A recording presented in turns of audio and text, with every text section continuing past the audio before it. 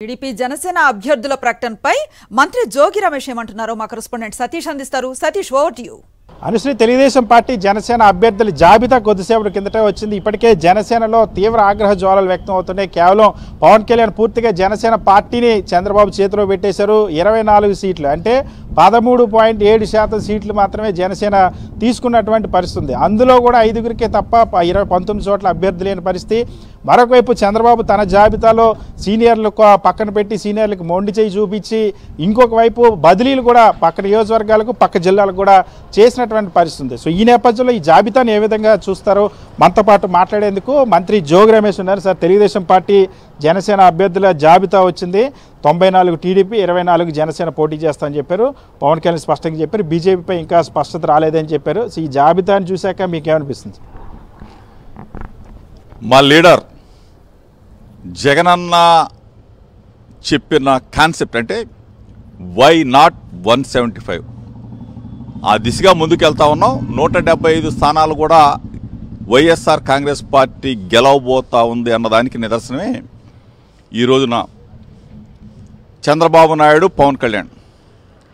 అంటే ఒక వారం రోజుల్లో నోటిఫికేషన్ వస్తూ ఉంది.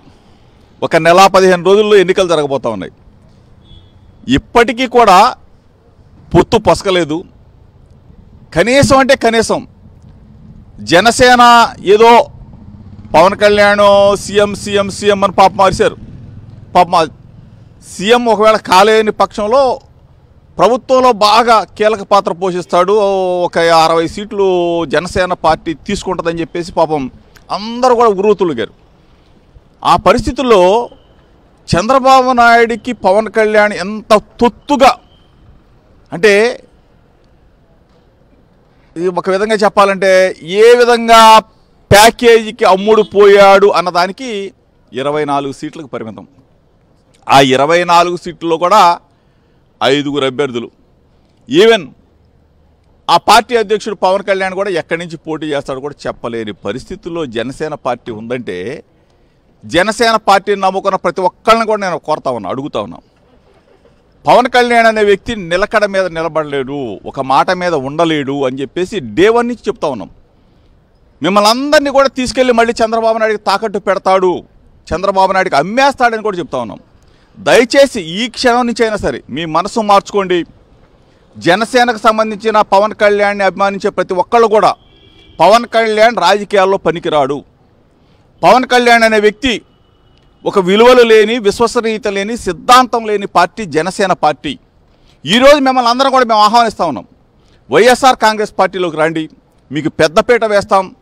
విలువలతో, విశ్వసనీయతతో రాజకీయం చేసే లీడర్ జగన్మోహన్ రెడ్డి గారి నేతృత్వంలో మనం అందరం కూడా ప్రయాణం చేద్దాం, పయనిద్దాం అని చెప్పేసి మిమ్మల్ని కోరుతా ఉన్నా.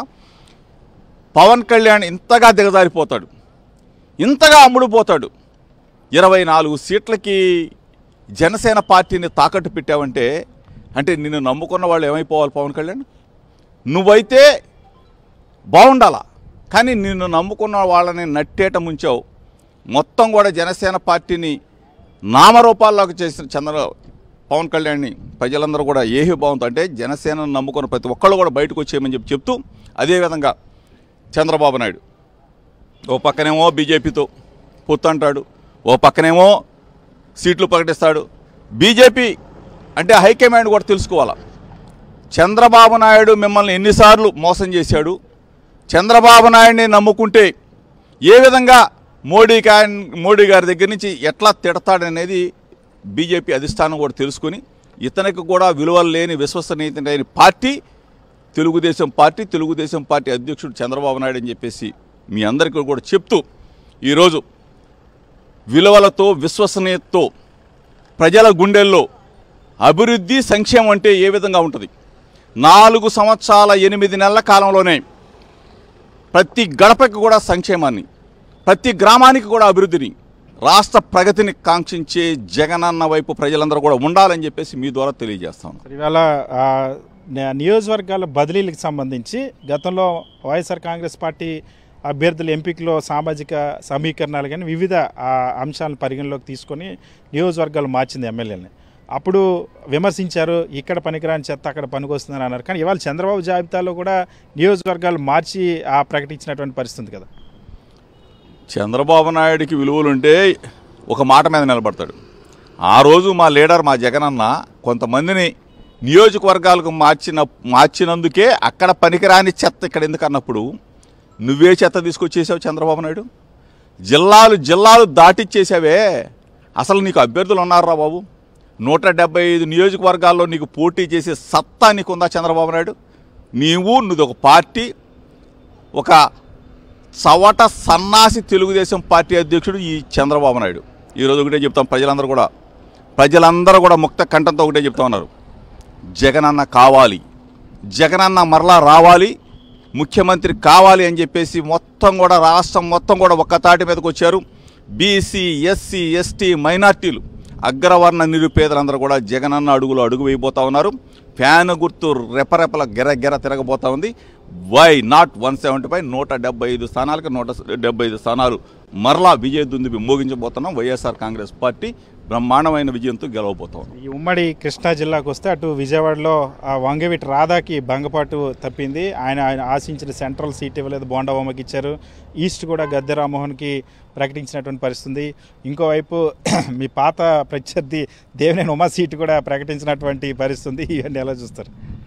దేవినేని ఉమా ఆల్రెడీ చెప్పాడు, మైలవరం సీట్లని 100 కోట్ల రూపాయలకి చంద్రబాబు నాయుడు అమ్ముకుంటున్నాడు అని చెప్పేసి దేవినేని ఉమానే, మేమేం కాదు.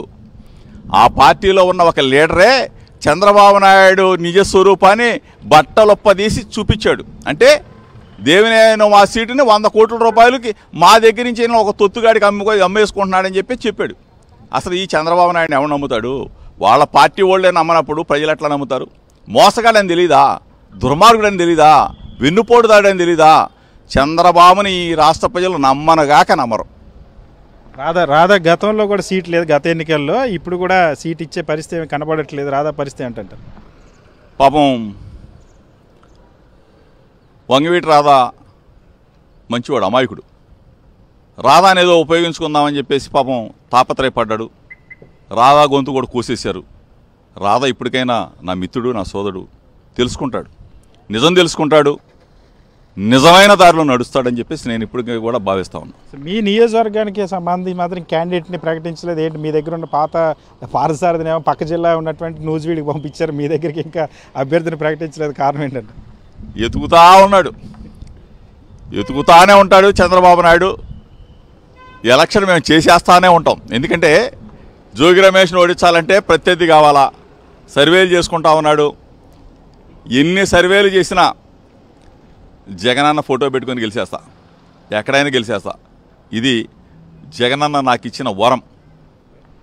ఖచ్చితంగా తెలుగుదేశం జనసేన పొత్తు చూసిన తర్వాత వైఎస్ఆర్ కాంగ్రెస్ పార్టీ 175 సీట్ల టార్గెట్ని ఖచ్చితంగా రీచ్ అవుతామన్న విశ్వాసం మరింత రెట్టింపైందని చెప్తున్న జనసేన అధ్యక్షుడు పవన్ కళ్యాణ్ ప్యాకేజీ కోసం తన పార్టీని పూర్తిగా చంద్రబాబు చేతిలో పెట్టారు. అందుకే మరింత దిగజారిపోయి 24 సీట్లకి అంగీకరించడం అన్నది చూస్తున్నట్టు పరిస్థితుంది. కృష్ణా జిల్లాకు సంబంధించి దేవినేని ఉమాకే సీట్ లేదు. ఇక్కడ దేవినేని ఉమానే చెప్పాడు తన సీట్ని చంద్రబాబు 100 కోట్లకు అమ్మాడన్న అంశాన్ని చెప్పారు.